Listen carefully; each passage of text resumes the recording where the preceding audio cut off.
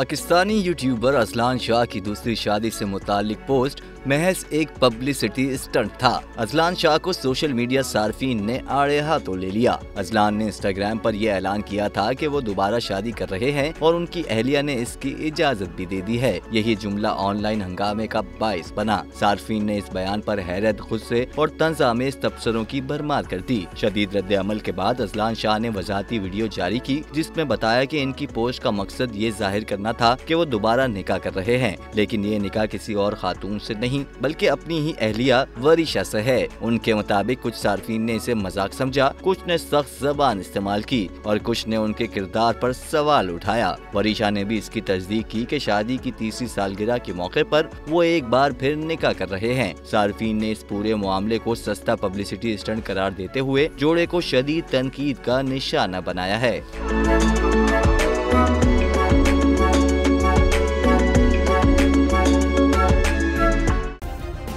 Subscribe करें और bell दबाएं ताकि कोई खबर रह न जाए।